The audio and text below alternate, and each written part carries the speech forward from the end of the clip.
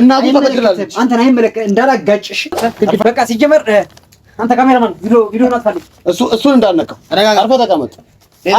ካሁን በኋላ እርምጃ ነው የምንወስድ። እናውራ ለመመርመሪያ ነህ። በረሃብ ስትሰቃይ ታመመኝ ስትባል ሐኪም ቤት ለመውሰድ ግን አንድ እንትን ያላደረግ ለሴት ተራ እንትን ያልክ ሰው ነህ። አንተ ተረጋጋ። እንደም ቦታው እንዴ ደግሞ ምን ልትፈልግ ነው? ተረጋግተን እናውራ። ተረጋጋ። ቆይ አቶ አብርሃም ይረጋጉ። ቆይ ተቀመጡ። ተረጋግተን እናውራ። ተረጋግተን እናውራ። ከአንተ ጋር ለመደባደብ አይደለም። ተረጋግተህ ተቀመጥ። ተረጋጋው እኮ እናውራ በስነ ስርዓት። ወርስ ግን ዝም በል አንተ። በመጀመሪያ እኔ የምጠይቅ ጥያቄ መልስልኝ። በቃ እኔ አየሁት እኮ ወንድም የለኝም ብለህ ለምንድን ነው በፍርድ ቤት ያጸደቅከው? በቃ ይሄ እኮ በህግ ያስጠይቃል። በህግ ያስጠይቃል። አይመለከትህም። እሱ ይኸውልህ እንደዚህ አትበል። እኔ የህግ ሰው ነኝ። አይመለከትህም። በቃ የህግ ሰው ነኝ። አየሁ ጥጋቡን ያየነው አይደል? የህግ ሰዎች ነን። ተረጋጋ። ፖሊሶች አሉ፣ የህግ ሰዎች አሉ። ይሄ አንዱን የቻለ ይኸውልህ እኔ ይሄን እንደሰማሁት ህግን መጣስ ነው። አንዱን የቻለ ይሄን ጉዳይ እንደሰማሁኝ ማጭበርበርን ህሊናን እንደረሳ እንደሰማሁኝ በእነሱ አማካኝነት መረጃ ታሰባስብ። አሁን የመጣሁት አንተ እንደምትለው ገንዘብ ፍለጋ አይደለም። እኔ ካንተ የተሻለ ኑሮ ያለኝ ሰው ነኝ እና ምን ፈልገህ መጣ? ለ5 ወር ተከታትለንካል። እያንዳንዱ የምትገባበትን የምትወጣበትን ይሄንን ፋይሎችን ያሰራህበትን የህግ አካል ደርሰንበታል። እያንዳንዱን ነገር ለ5 ወር የተከታተልን ይሄንን ቤት ለደላላዊ ስትነግር ደርሰንበታል። እያንዳንዱን መረጃዎች ይዘናል። የኔ አሽቃባጮች ታሽቃብጡላችኋል። አሜሪካ ነው የህግ አካል ነን። ውጭ ያለ እናንተን ያሏችሁ የህግ አካል አሜሪካ ነው ያለው ሲባል ታሽቃብጣላችሁ። ስርዓት ያዝ። በጉቦ ወጣ ነው። ለእናንተ ስንት ፍርፋሪ ሳንቲም የሰጣችሁ? አሁን ከዚህ በላይ አልታገስም። ምን ልታመጣ ነው? ምን ታመጣለሽ አንተ? አስቀፈድዳለሁ። ከዚህ በላይ አልታገስም። ኧረ እባክህ ተረጋግተህ ተቀመጥ። አቶ አብርሃም ኑ። አታየው እንደ ጥጋቡ በስነ ስርዓት ተቀምጠን እናውራ። ይቀፈደዳለሁ። በስነ ስርዓት ተነገር። እሱ የመጣው አዳምጠው፣ መጀመሪያ አዳምጠው፣ ምን እንደፈለገ አዳምጠው። ምኑን ላድምጠው? አዳምጠው፣ ወንድም ነው አዳምጠው። ምን ላድምጥልህ? ምንድነው እዛ? ምን ላድምጥልሽ? ምን ልታደርግ ነው የመጣው? ንገረኝ። አዳምጠው። ምኑን ላድምጠው? አርፈህ ተቀመጥ። እሺ ምን ተው፣ የሌባ አይነ ደረቀ ነው። ተው፣ ተረጋጋ። ይኸውልህ ተረጋግተን እናውራ። አሁን በህግ ቁጥጥር ስር ነው ያለው። ያንተ መንጨርጨር ምንም አያመጣም። ተደረሰብህ ሐሳብ ሊሳካ አንተን እንደዚህ ያደረከው በፍርፋሪ ሳንቲም ሁሉንም ፋይሎችን ያበላሸው አንተን። ይሄ ፌክ ፋይል ነው። አንተ አይደለም ባለቤትህንም በዚህ ጉዳይ ባለቤትህም ይሄ ደግሞ የዲኤንኤ ውጤት ነው። ወንድም እንደሆነ የዲኤንኤ ውጤት ነው። አዩት። ይሄን ከተልከው የልደት ሰርተፍኬት የተከበረች ሚስት ነው ያለኝ። ገባ? እኛ የህግ ሰዎች ነን። በትክክለኛ ፋይል ነው የመጣ ነው። ለእናትህ ክብር የላት እናትህን ሰርታ ቤት ባኖረቻት ምግብ እንኳን የማሰጥ አክም ቤት እናታችሁ ክብር የሌላችሁ እናንተ ካዲ አየን እኮ እዚህ ጋር እናትህ እንደ ባዳ እዚህ ጋር ራሱ ስትራብ እኮ። እስኪ ምን ፈልገህ ነው የመጣው? ንገረኝ እስኪ ምንድን ነው የፈለግከው አንተ? ስለኔ ሚስት ምን አገባ? ምን ተቀባጠራለህ? ስለማታውቀው ነገር በጣም የተከበረች እና የተወደደች ሚስት ናለች። ገባ? መግባት አይገባህም። እናትህን የማታከብር ሚስት የተከበረች አይደለች። አንተ እናቴን አታውቃትም ሲጀመር። የት የምታውቃትን እናት? አዎ የት የምታውቃትን እናት ነው? እናቴ በደህንነት ዝም በል። በደህንነቷ እናቱ ተበድላለች። አንተን አይመለከት እንዳላጋጭሽ አርፈህ ተቀመጥ። ምንድነው ጋር ነው ማጋጭ? አንተ አርፈህ ቁጭ። ምንድነው አርፈህ የምትቀመጠው? አንተ ይኸውልህ ምንድነው አርፈህ የምትቀመጠው? አንተ ጋር አንተ እንደዚህ የምታደርገው ይኸውልህ አትንጨርጨር። ምንድነው ማንጨረጨረው? ተደርሶበታል ሁሉ ነገር። ምንድነው የምትደረስበት? ተረጋጋ እኮ ነው የምትባለው። ምንድነው ተረጋጉ። ቆይ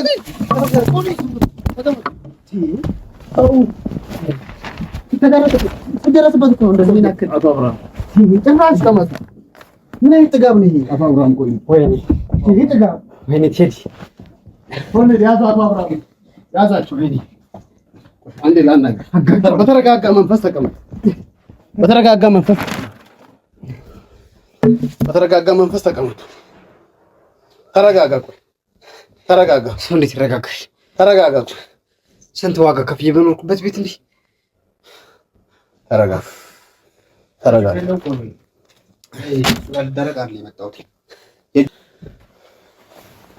ተረጋግተን ማውራት ነው ያለብን። ወደ ጥል መሄድ የለብንም።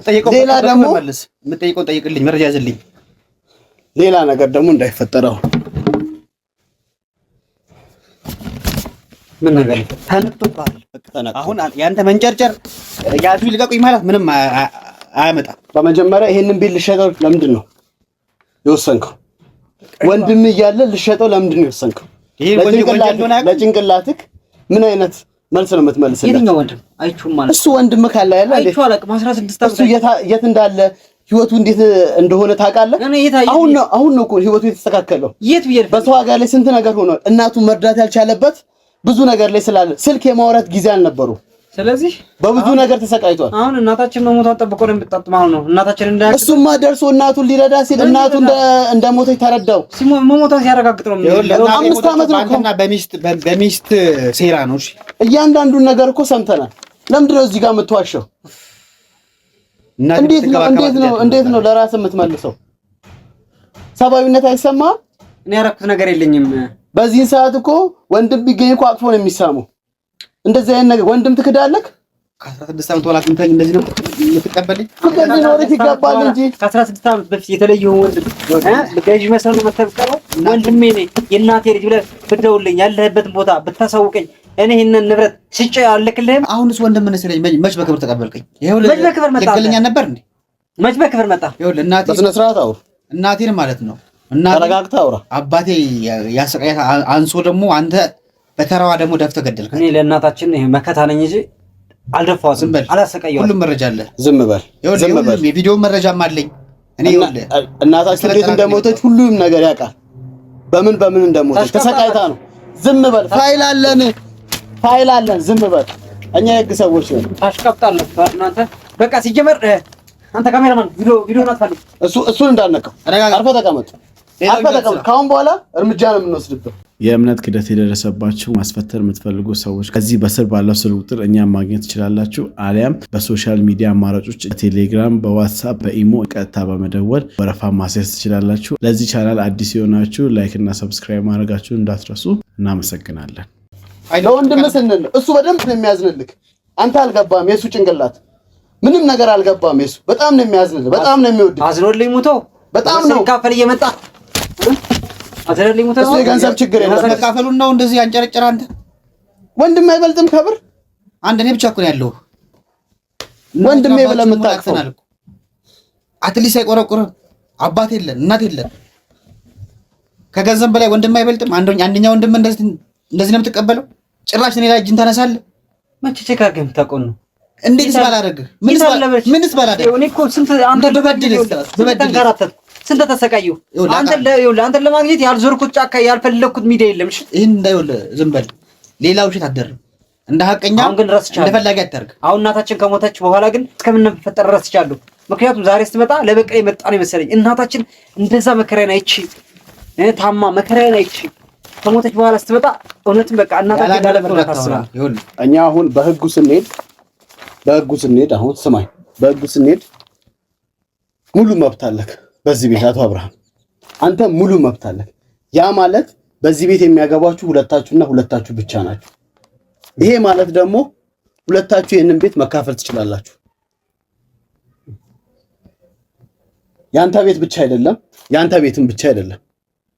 በህጉ ስንሄድ ሲጀመር እንዴት አሰራው? ይሄንን እንደርስበታለን። ያሰራውን የህግ አካል ጋር እንደርሳለን። እናውቀዋለንም። ፊርማውን አይተናል። ማህተብ ቲተሩ አለ። የት እንደሆነ እዚህ ወረዳ ላይ እንዳሰራ እያንዳንዱ ነገር ስሙ አለ። እያንዳንዱ በዚህ ልክ ግን ማለት ሰው ለማያውቀው ወንድሙ የት እንዳለ ለማላውቀው እንዴት ቤታ እንዴት እንትን አወርሳለሁ። ነገም እኮ ጠፍቶ ቢቀር ኖሮ ሌላ ሰው ልጁ ነኝ ብላ መታ ልትወርስ ነው።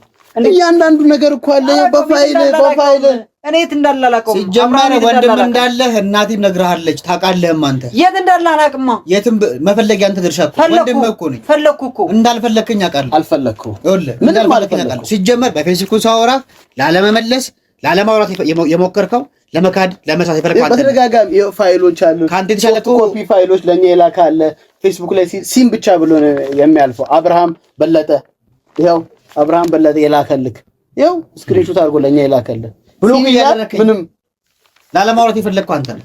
ዋትስአፕ ላይ ብሎክ አድርገዋል። አሁን ይሄ ሁሉ ይሄንን ውርስ ላለማግኘት ከገንዘብ በላይ ወንድም አይበልጥም።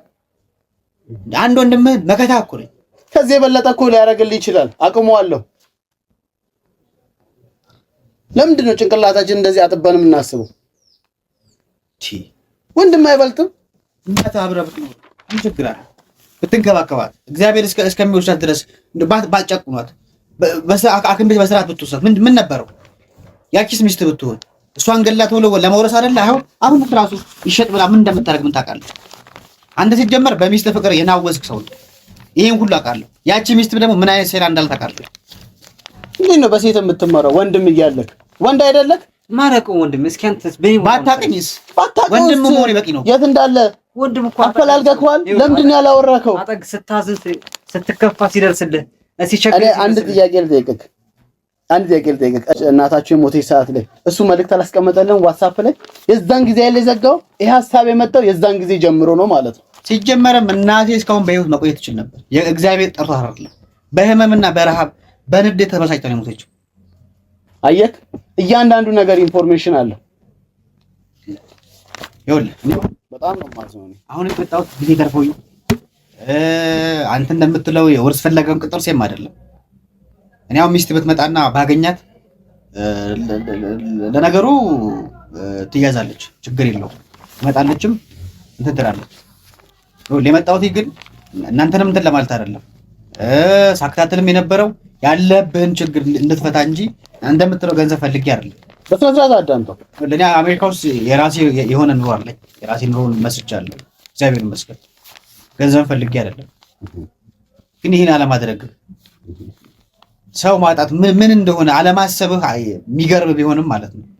በዚህ ሰዓት እኮ ወንድም ያስፈልጋል። ቴዲ ተረጋግተህ እነዚህ ነገሮች ጭንቅላትህን አሰረው። ራስን ጠይቅ፣ ለራስህ መልስ እያንዳንዱን ነገር። ሐሳቡ እንደመጣለህ ግዝ ጀምር። እንዴት ነው? አይ እንደዛ አይደለም። እኔ ያሰብኩት እንደዛ አይደለም ሐሳቤ። ይኸውልህ ወንድሜ የእናቴ ልጅ አባቴ ወንድሜ ነው። አባታችን እናታችን በጣም ነበር የሚያስቸግራት ነበር። ከሱ ጋር እየተጣሉ ሞር እየተጋጩ አባታችን ጋር በጣም ጥል ነበርና እናታችን ወደ አያታችን ቤት ላከችው። ከዛ ጊዜ ጀምሮ እኔ አላውቀውም። በቃ ያደገው የስንት ዓመት ነው? 16 ዓመት ነው ገደማ ሆነ ከተለየ። ከዛን ጊዜ ጀምሮ እኔም እህትም የለኝም ወንድምም የለኝም። ከሱ ጋር በፍቅር ነው ያደገው። አንተ ያገል ጠይቅህ ታስታውሳለህ? ቆይ እስኪ ልንገርህ። ሁሉንም ነገር ታስታውሳለህ። አሁን ቅድም ግን ሲነግር አላስታውስም ማለት ውጭ ሀገር የወጣ ጊዜ አሜሪካን የወጣ ጊዜ አልሰማህም?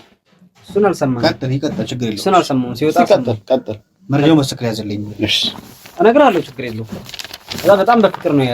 ትልቅ ወንድሙ ነኝ። ትልቅ ወንድሙ ነኝ። ተንከባክቤ አዝዬ ነው ያሳደግኩት። ግን አሁን በጣም ነው የጠላው። ለምን እንደጠላሁት ልንገርህ። ከሄደ በኋላ አሜሪካ ከሄደ በኋላ ሄጃለሁ ካለ ከጊዜያት በኋላ አሜሪካ እንደሄደ ሰምቻለሁ። ግን እንዴት ነው ወንድሜ ብሎ ሊፈልግኝ አልቻለ? አሜሪካ የሄዱ ሰዎች እኮ አውቃለሁ ለወንድማቸው አይደለም ላጎታቸው አልፈውም ለሰው ተርፈው የሚኖሩ። አንተ ግን እናቴን እዚህ አስበዋለሁ። ከዚህ ቤት ውስጥ ይህን ያህል ዘመን ተቀብረን ስንኖር መቸክ አድርገን ታውቃለህ? እንዴት አሁንማ እንዴት አቤት ልበል? እናታችን ሞታ ፋፍራ ሲደርስ ጥሩ እያወራ መቀጠል ሲጀመር እኔ ነኝ የፈለግኩት። ዋትስአፕ ላይም ብሎክ ለምን አደረከኝ? አሁን ነው አሁን ላይ ነው ያገኘው። አሁን ነው ከሱ አንደበት ደግሞ እንስማ። አይ ልንገርህ፣ እያንዳንዱን ነገር አድምጠኝ። አሁን ነው የፈለከኝ? አንተ አሁን ነው እናታችን ለመሞት ጫፍ ላይ ሲደርስ ካገባ በኋላ እኔ ስንት ጊዜ ፈልጌያለሁ፣ በሚዲያ ሁሉ አስፈልጌያለሁ። መቼ ጆሮውን ሰጠኝ? ከዛ በኋላ ግን እናታችን ኢቭን አሁን ባላይ ሁሉ እፈልጋለሁ። ለምን ማየት እንደምንጠላህ ልንገርህ። እናታችን በጣም ነው የምትፈልግህ፣ አጥብቃ ነው የምትወድህ። እኔ አይደለሁም የገድልኳት፣ ያንተም ባኔ ይገድላል። ልጄ እንዳለች ነው የሞተች። መቼ ያኔ ፈለካት? ወደ እኔ አታማኝ። ሲጀመርም ከኛ ቤት የወጣሁትኝ በችግር እንደሆነ ታውቃለህ። ከአባታችን ጋር አትግባባም ነበር። ሰካራም ስለሆነ ነው። እኔ ወንድም እኮ ነኝ። እሺ እኔ ምን ላድርግ? እኔ የእነሱን ችግር እኮ ነው ተሸክሜ ስኖር የነበረው። በመሀል ላይ አባታችን ማረፈ። መቼ አባታችን ሲያርፍ ቼክ አደረከው? እየተወደድክ መቼ አልኩህ? ከዛ ደግሞ እናታችን እኔ እኮ ነኝ ሁሉ ችግር የተሸከምኩት በጭንቅላቴ ላይ ሳይሆን 2 ዓመት እኮ ነው የምበልጥ ታውቃለህ አይደል? ግን የ10 ዓመት የምበልጥ ያህል ይሄን ሁሉ ችግር ተሸክሜ ነው ማለት። እንዴት ዛሬ መጣ? ያን ሁሉ ችግር መሸከም እኮ ታዲያ እንደዚህ ክፉ እንድትሆን አያደርግም። እንዴት ክፉ አያደርገኝም? በኔ ቦታ ላይ ሆነ ተይ ወንድ ማለት አንተም ታውቅ ነበር። እኔ በቃ ወንድም ያለኝ ያህል አይሰማኝም። አሁን ልንገርህ እውነቱን ማወቅ ከፈለክ፣ ምክንያቱም ያንን ሁሉ ችግር የለኝም እኮ ሌላ ማን እንደሌለኝ ታውቃለህ አንተ። ኢቭን አሜሪካ የምንኖር ከሆነ እንዴት ነው ቢያንስ ሳፖርት ታደርገኝ ያላስብከው? ይኸውልህ አንተ እንደምታስበው አይደለም። ሲጀመርም በችግር ነው የወጣው። እሱን አውቃለሁ። ቤታችን ላይ ያለው ነገር ታውቃለህ። አባታችን ከመስራት ይልቅ እየሰከረ ማድረግ ታቅተው እናታችን ነበር የሚደበድበው። እኔን ጨምሮ እንደሚደበድብ ታውቃለህ። በዛ ምክንያት ነው ባለፈው እንደነገርኩ ከዚህ ቀደም እንደነገርኩ ወደ አያቴ እና እናቴ ወደ አያቴ የሄድክበት ምክንያት መንገድ ይሄ ነው። ገብቶሃል? አባታችን ማስተዳደር ሲከብደው እሱንም ይደበድባል፣ እኔንም ትምህርትም ላቋርጥ ሲሆን ጊዜ መኖር ሲከብደን እንወጣ ነው። ደንቶ አይደለም በጣም ብዙ ችግር እንዳያየ ነው። ይኸውልህ አንተ እንደምታስበው ከዛ በኋላ በርሪ አሜሪካ ሄጄ ደልኝ ወደሱ አልነበረ። በጣም ብዙ መከራ በስደት ተንከራትቻለሁ። በቃ ማንም እንደሌለኝ አውቃለሁ።